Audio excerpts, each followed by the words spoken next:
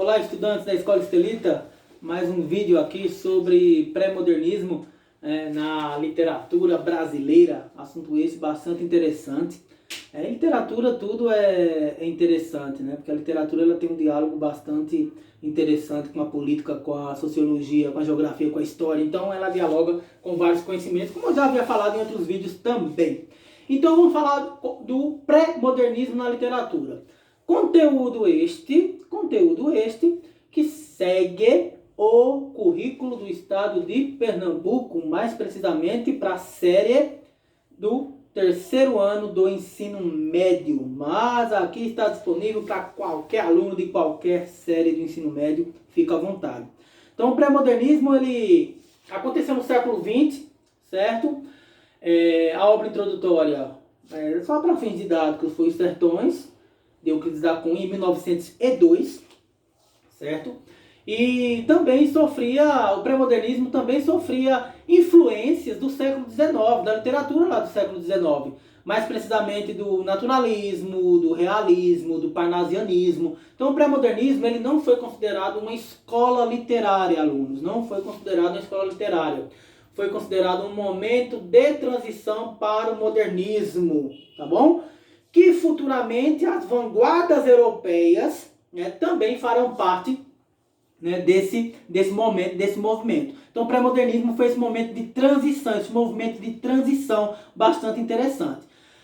Algumas situações, alguns escritores, né, vamos trabalhar aqui nesse vídeo, né, esse vídeo curto que eu vou fazer para vocês, nessa aula, vai ser bastante didática. Vamos trabalhar 5 autores, 5 escritores que vocês precisam lembrar quando nós tratarmos de pré-modernismo na literatura brasileira. Então vamos falar mais para frente um pouquinho desses 5 escritores. Então o pré-modernismo, cada escritor, ele trabalhou de uma forma que mais teve conveniência para ele. Mas eles tiveram uma linha. Alguns falam, cada escritor trabalhou do jeito dele. Não concordo muito com essa ideia não, certo? Eles tiveram uma linha. A linha regional, vocês vão perceber que foi muito presente no pré-modernismo brasileiro. Só lembrando para vocês, estudantes, não foi considerado uma escola literária. Foi esse momento de transição aqui no Brasil. Até porque aconteceu aqui no Brasil o pré-modernismo, tá certo? Então nós tivemos aqui algumas influências que o pré-modernismo teve. Nós vamos agora, para vocês entenderem um pouquinho melhor, para nós iniciarmos realmente esse caminho pelos escritores, certo? Vamos ver as 2 novidades do pré-modernismo brasileiro. Vamos lá, Vitor Hugo, meu cinegrafista, foca lá no quadro. Aí, estudantes, nas 2 novidades do pré-modernismo brasileiro. Foca aí, gente. A primeira novidade, certo, do pré-modernismo, o interesse pela realidade brasileira, certo? Enquanto no realismo e no naturalismo eles pregavam a universalidade das suas obras, a maneira mais universal, o pré-modernismo ele foi mais regional, ele foi mais local. Então, qual a primeira inovação, a primeira novidade pré-modernista? O interesse pela realidade brasileira. Então, as obras pré-modernistas, elas mostrarão esse interesse por essa realidade mais de caráter brasileiro. E qual foi a segunda novidade pré-modernista? Foca aí. Segundo pontinho, a busca de uma linguagem mais simples e coloquial. Uma linguagem voltada mais para o Brasil, para as questões da região no Brasil. Então, essas 2 novidades, elas fizeram parte do pré-modernismo brasileiro. Foca aqui em mim, Vitor, foca aqui em mim. Certo? Então, 2 novidades bastante importantes para vocês, alunos, entenderem o pré-modernismo. Então, o pré-modernismo teve a sua base nessas novidades que eu acabei de mostrar para vocês no quadro. Lembrando, literatura é aquela coisa voltada para o texto. O gostoso da literatura é quando a gente está focado no texto. Quando nós estamos interpretando, compreendendo, concordando, discordando, entrando na vida daquele personagem, fazendo parte daquela história. E o pré-modernismo tem histórias bastante interessantes aqui, para que vocês possam entender. E vamos trabalhar, primeiro autor pré-modernista, de destaque grandioso, ó, autor desse livro aqui, ó, Os Sertões, Euclides da Cunha, Em Busca da Verdade Histórica.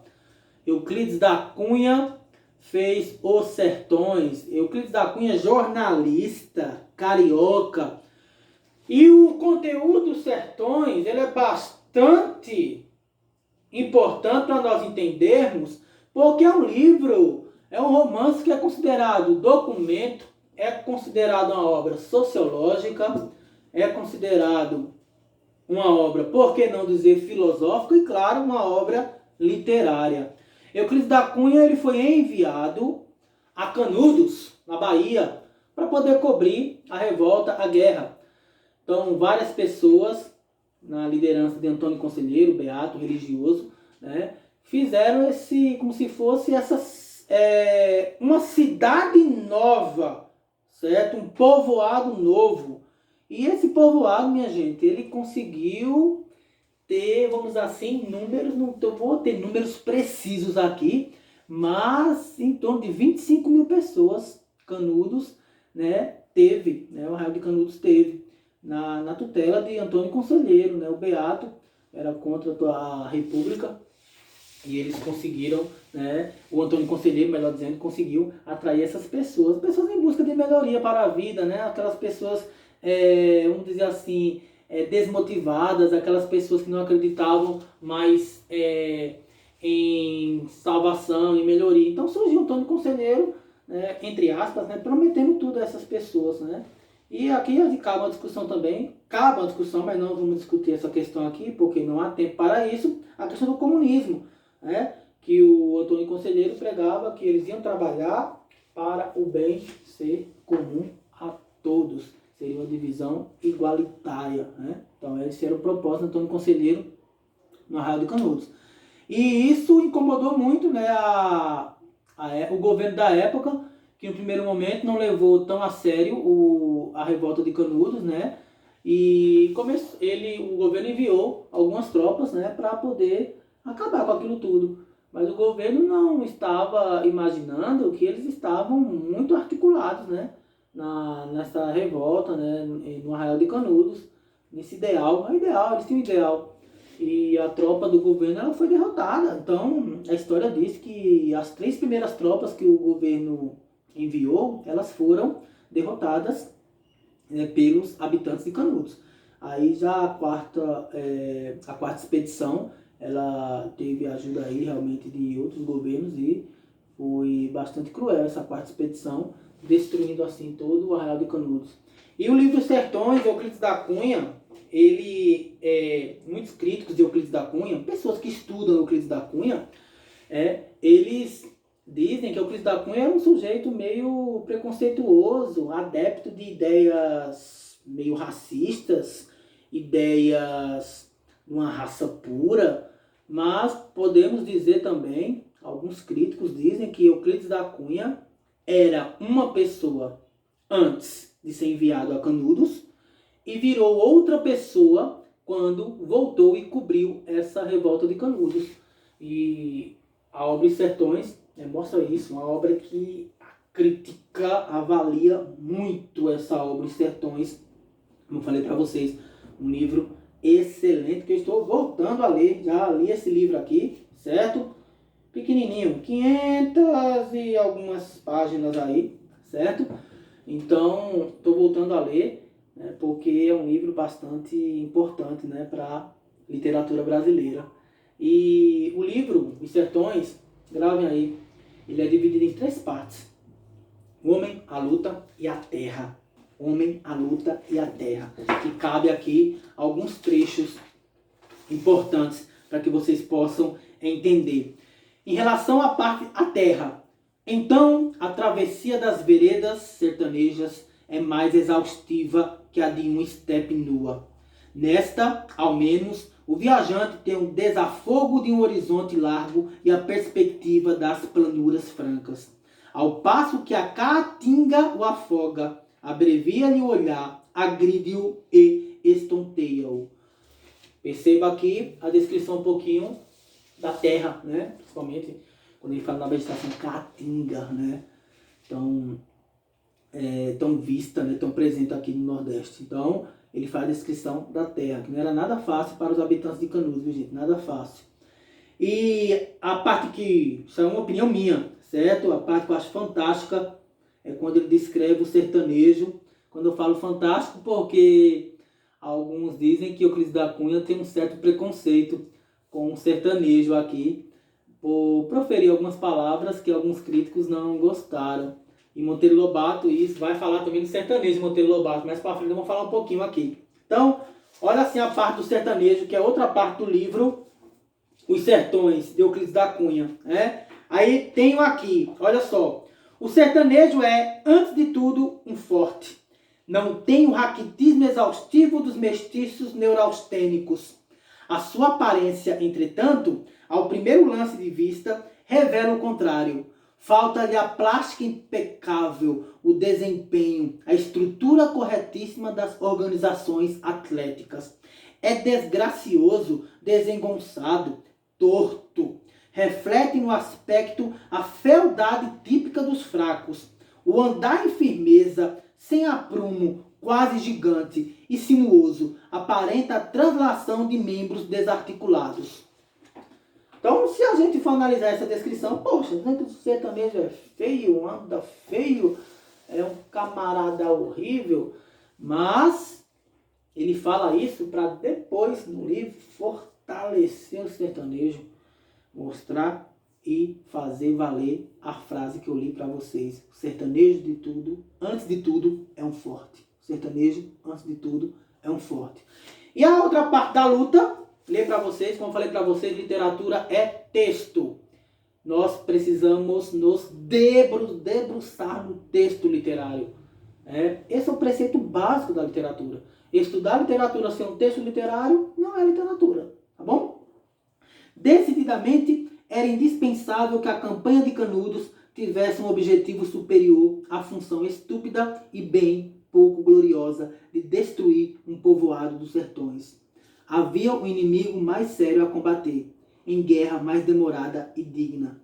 Toda aquela campanha seria um crime inútil e bárbaro, se não se aproveitassem os caminhos abertos à artilharia para uma propaganda tenaz, contínua e persistente, visando trazer para o nosso tempo e incorporar à nossa existência aqueles rudes compatriotas retardatários. Então, mostra um pouquinho aqui do trecho da luta, uma crítica feita também à luta nos sertões. Então, homem, terra e luta é a divisão. Li pequenos trechos para vocês, para que fiquem na cabeça de vocês os trechinhos também da literatura brasileira no livro Os Sertões. Okay? Euclides da Cunha, o primeiro escritor. Outro escritor também que tem uma importância muito grande, todos têm, claro, Lima Barreto, o mulato, Lima Barreto. Por que digo mulato? Porque ele sofreu muito preconceito na época por ser mulato. Né? E Lima Barreto era alcoólatra, foi internado várias vezes nos hospícios, que ele chamava hospícios mesmo da época, no subúrbio carioca. Lima Barreto, ele focou a sua linguagem realmente naquela segunda novidade que eu passei para vocês. Linguagem coloquial, linguagem mais simples do brasileiro. Então, Lima Barreto, outro escritor de muito destaque na literatura pré-modernista. Né? Então, precisamos ler Lima Barreto. Lima Barreto teve algumas obras, né, bastante interessantes. Uma que eu acho fantástica, Cemitério dos Vivos. Que pena que ele não conseguiu terminar todos os contos dessa obra, mas fantástica, certo? Clara dos Anjos também, outra obra fantástica de Lima Barreto. Mas a sua obra célebre é Triste Fim de Policarpo Quaresma. Triste Fim de Policarpo Quaresma. Rapidinho falando para vocês, Policarpo Quaresma era um nacionalista, mas era crítico, era um nacionalismo crítico, diferente do nacionalismo que nós vimos no romantismo, né? Principalmente na primeira geração romântica e na prosa romântica também. O Policarpo Quaresma, ele era o quê? Ele era um nacionalista. Então ele queria que o povo brasileiro falasse o tupi e não o português, porque o português era europeu. Ele apoiou o governo de Floriano, trabalhou para Floriano, foi contratado para ser carcereiro, mas ficou indignado com as condições que os presidiários tinham na época. E ele foi denunciar isso ao governo. Para quê? O governo mandou prender Policarpo Quaresma, e Policarpo Quaresma foi condenado ao fuzilamento. Então, grande nacionalista Policarpo Quaresma. Claro que aqui, gente, muito rápido, né? A obra, quando eu li, ela é fantástica, tem trechos, né, muito interessantes, né, na obra Triste Fim de Policarpo Quaresma. O próprio título, você já sabe qual vai ser o fim de Policarpo Quaresma. Então, gravem aí, Lima Barreto, grande escritor pré-modernista. Que pena que na época Lima Barreto não foi tão valorizado. Ele teve mais uma valorização póstuma do que uma valorização presente no momento em que viveu. Mas, excelente, fantástico. Terceiro escritor, terceiro nome bastante importante no pré-modernismo brasileiro, certo? Esse terceiro nome é Graça Aranha. O Graça Aranha, ele tem uma obra chamada Canaã. Graça Aranha vai ter destaque também na Semana de Arte Moderna de 1922 em São Paulo. Ele foi um dos idealizadores da Semana de Arte Moderna. E a obra dele, Canaã, fala sobre essa questão da imigração alemã para o país, para o Brasil, mais precisamente na região do Espírito Santo. Volto aqui, o pré-modernismo trabalhando nessas questões mais de região. Então não concordo com essa ideia que cada um teve uma linha de pensamento, cada escritor pré-modernista fez a literatura da maneira que achava melhor, por isso que o pré-modernismo não foi considerado escola literária. Eu discordo desse ponto de vista, alguns professores concordam com esse ponto de vista. Eu discordo. Eu acredito que o pré-modernismo teve uma linha, sim. E o pré-modernismo, ele é modernismo. Ele é modernismo. Começou o modernismo, na minha opinião, na minha visão, em 1902, com a obra, certo? Os Sertões de Euclides da Cunha, certo? Estamos chamando de pré-modernismo porque foi arrumando o terreno, preparando o terreno para o modernismo, propriamente dito mesmo, mas eles continuaram a produzir no modernismo. Então, Graça Aranha. Terceiro. O quarto, grande Monteiro Lobato. Monteiro Lobato é um escritor de bastante renome. Nós conhecemos muito Monteiro Lobato pelo Sítio do Pica-Pau Amarelo, a obra infantil. Ele foi um dos introdutores da obra infantil aqui no país, aqui no Brasil. Certo? Teve a editora. Alguns críticos veem em Monteiro Lobato um camarada preconceituoso. É um camarada que mostra que o sertanejo ele é preguiçoso, não tem coragem para o trabalho, por isso está nessa condição. Isso a gente vai mostrar muito em um dos contos de Urupês, no personagem de Jeca Tatu, certo? E também vamos ter um conto Negrinha, que mostra um pouquinho dessa faceta preconceituosa para alguns críticos de Monteiro Lobato, certo? Claro, cabe a nossa interpretação nas obras de Monteiro Lobato. E muito crítico, aquele camarada chato, né? Inclusive, ele fez uma crítica em um manifesto, certo? Que ele fez esse manifesto, Estado de São Paulo, em 1917. Lobato criticava violentamente a exposição de pinturas expressionistas de Anita Malfatti, pintora paulista recém-chegada da Europa.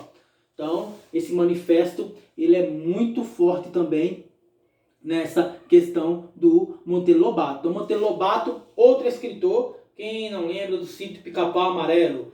Para alguns críticos, na minha visão também, nada de inocente aquele Sítio do Pica-Pau Amarelo. Tem algumas análises profundas que nós podemos fazer, que não vamos fazer aqui nesse vídeo, mas quem sabe posteriormente faremos, certo? Então, Monteiro Lobato, outro escritor. E o quinto e último escritor, o fantástico Augusto dos Anjos. Esse sim, podemos dizer que desviou um pouquinho dessa questão regional, certo? Dessas características mais presentes do pré-modernismo. O Augusto dos Anjos teve sua linguagem própria. O Augusto dos Anjos colocou em sua poesia, colocou em seu poema o cosmos, colocou a química, colocou a biologia, colocou a física, ele colocou o átomo, ele colocou a molécula, ele misturou tudo isso com a desilusão do ser humano com o mundo. Ele conseguiu fazer essa mistura, esse diálogo, esse questionamento. O questionamento: o que eu faço no mundo? As pessoas aqui são más. Como faço para enfrentar essas pessoas? Então, Augusto dos Anjos trouxe essa linguagem peculiar dele. A única obra de Augusto dos Anjos é a obra chamada Eu. A obra chamada Eu. É a única obra de Augusto dos Anjos. Um poeta fantástico, poeta pessimista paraibano, Augusto dos Anjos, grande nordestino paraibano. Então vamos lá, não posso terminar esse vídeo sem ler para vocês o poema fantástico de Augusto dos Anjos chamado Versos Íntimos, certo? Vocês vão perceber Augusto dos Anjos, essa síntese de concepções de mundos distintas, que é isso que eu quero que vocês entendam. De um lado a objetividade do átomo, do outro a reflexão do ser humano, a busca por descobrir a existência humana. O poema diz o seguinte: Versos Íntimos, Augusto dos Anjos. Vês, ninguém assistiu ao formidável enterro de tua última quimera. Somente a ingratidão, esta pantera, foi tua companheira inseparável. Acostuma-te à lama que te espera. O homem que nesta terra miserável mora entre feras sente inevitável necessidade de também ser fera. Toma um fósforo, acende teu cigarro. O beijo amigo é a véspera do escarro. A mão que afaga é a mesma que apedreja. Se há alguém causa ainda pena a tua chaga, apedreja essa mão vil que te afaga, escarra nessa boca que te beija. Percebam aí palavras fortes, né, na humanidade, da questão da consciência humana, a existência humana, a descrença dele com a bondade do ser humano. Então, Augusto dos Anjos, o quinto escritor que fez parte desse pré-modernismo. Então, minha gente, essa foi a aula de pré-modernismo na literatura brasileira, certo? Vou ficando por aqui. Então, temos agora uma atividadezinha. Assistam ao vídeo do pré-modernismo na literatura. Então, isso aqui foi feito de uma forma bastante prazerosa para os alunos da escola Estelita Timóteo, focado mais no terceiro ano do ensino médio.